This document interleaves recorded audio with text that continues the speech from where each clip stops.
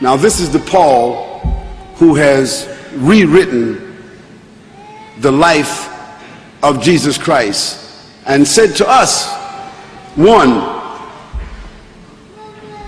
Jesus said, I came not to change and alter the law. Whose law?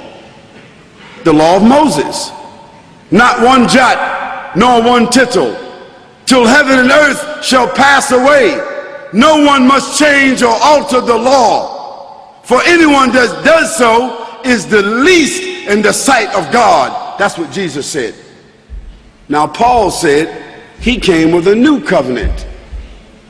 Paul said he came with a New Testament. Paul said he came to the Gentiles, and that they no longer had to, those that followed Paul, they no longer had to observe the law of Moses. What was the law of Moses? The 10 Commandments. They no longer had to. They could eat pig's meat. The Jewish people today, following the law of Moses, they can't eat pig's meat. So how could Paul change that law and tell them they could eat pig's meat? Paul said they didn't have to circumcise.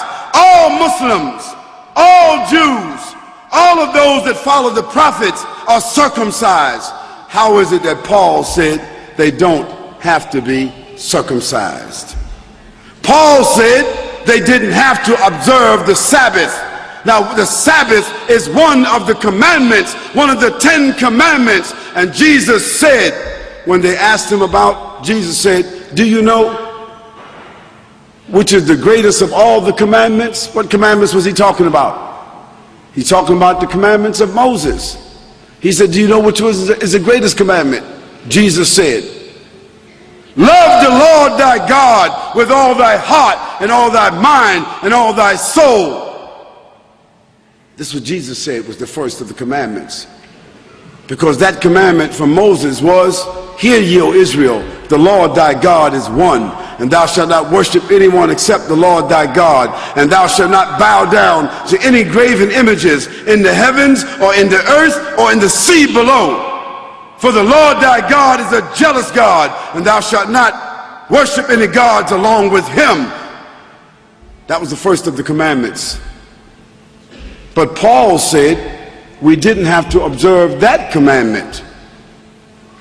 And it was through the epistles of Paul that Constantine later on, 300 years later, he decided to reconcile this new Jesus at the Council of Nicaea. To be specific, in the year 354, it was Constantine that reconciled Paul's Jesus from the historical Jesus and decided that he would go with Paul's Jesus and kill everybody else. And that's where the Trinity was born. That's where the incarnate God was born. That's where the atonement was born. That's where the idea of Jesus Christ being crucified, dead and buried for 3 days and coming back was born. This is where the idea of Jesus being God was born, because Constantine accepted that idea. Because Constantine had already deified his father as Sol Invictus. And that's how December the 25th became the birthday of Jesus, although Jesus could not have been born December 25th, because that would have been the winter in Lebanon. And anyone here that is from Lebanon will tell you September the 25th is probably snow in the ground. So why would they have a baby in the manger when there's snow on the ground? But that was the date of the Sol Invictus. And that's when they changed the Sabbath from Saturday, from Yom al-Sabt. Yom al-Sabt, all the Arabs in this room know Yom al-Sabt, the Sabbath is Saturday. So how did the day of worship for the Christians become Sunday? Because that was the day of the worshiping of the sun, and that's the day that Constantine worshiped, and that's where they took the name of Jesus and changed the Sabbath and made it into Sunday. And Moon Day, Monday, and Tuesday, another god, and Wednesday, another god, and Four's Day, another god, and Friar's Day, another god. All gods of the Romans and the Greeks. What did that have to do with Jesus Christ? Absolutely nothing.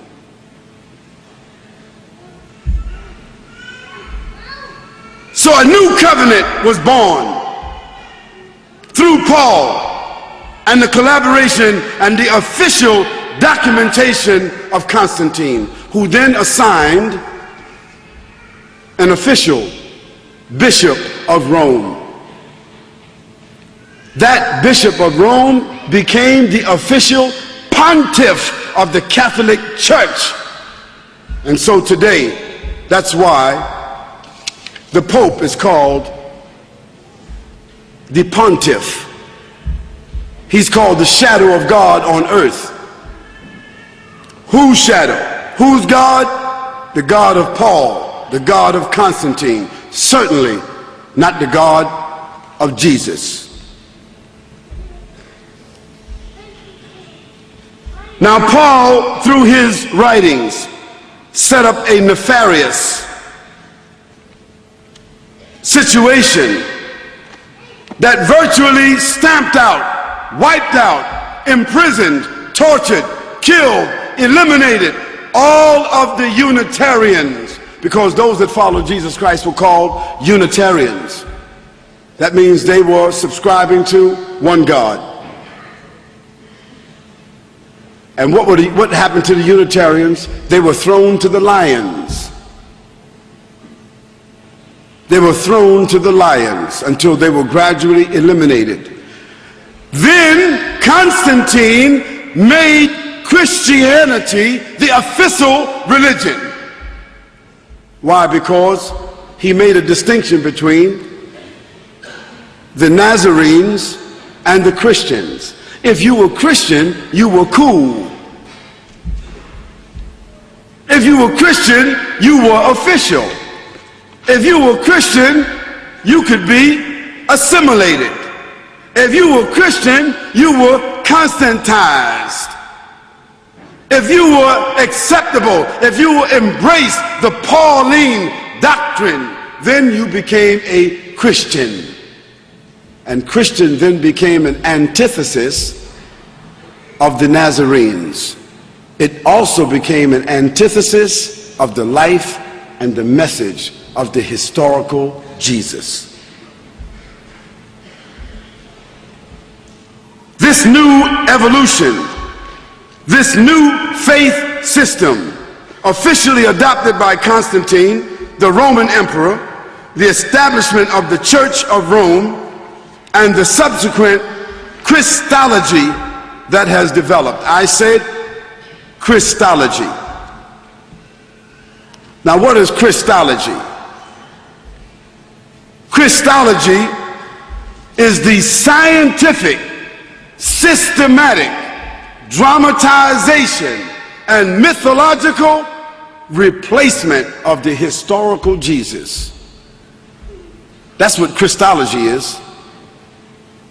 Because if we want to love Christ and follow Christ, we have to follow the real Christ. We have to follow, find, and subscribe to the historical Christ. The issue is, who is willing to follow the historical Christ?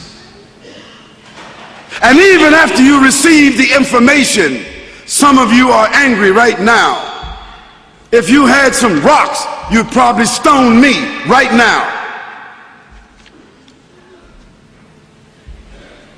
Some of you might want to invite me outside to beat me up. You might want to stand up where you are and just say, "You're a liar. I don't care what you say. Jesus is God. And you're going to continue saying that because change is difficult.